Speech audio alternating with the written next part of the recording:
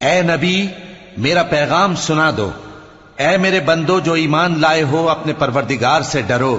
جن لوگوں نے اس دنیا میں نیکی کی ان کے لیے بھلائی ہے اور اللہ کی زمین کشادہ ہے۔ جو صبر کرنے والے ہیں ان کو بے حساب ثواب ملے گا۔ کہہ دو کہ مجھ سے ارشاد ہوا ہے کہ اللہ کی عبادت کو خالص کر کے اس کی بندگی کروں، اور یہ بھی ارشاد ہوا ہے کہ سب سے پہلے میں فرما بردار بن جاؤں۔ کہہ دو کہ اگر میں اپنے پروردگار کا حکم نہ مانوں تو مجھے بڑے دن کے عذاب سے ڈر لگتا ہے۔ کہہ دو کہ میں اپنے دین کو شرک سے خالص کر کے اللہ ہی کی عبادت کرتا ہوں، اب تم اس کے سوا جس کی چاہو پرستش کرو۔ کہہ دو کہ نقصان اٹھانے والے تو وہی لوگ ہیں جنہوں نے قیامت کے دن اپنے آپ کو اور اپنے گھر والوں کو نقصان میں ڈالا۔ دیکھو یہی سراسر نقصان ہے۔ ان کے اوپر آگ کے سائبان ہوں گے اور نیچے اسی کے فرش ہوں گے۔ یہ وہ عذاب ہے جس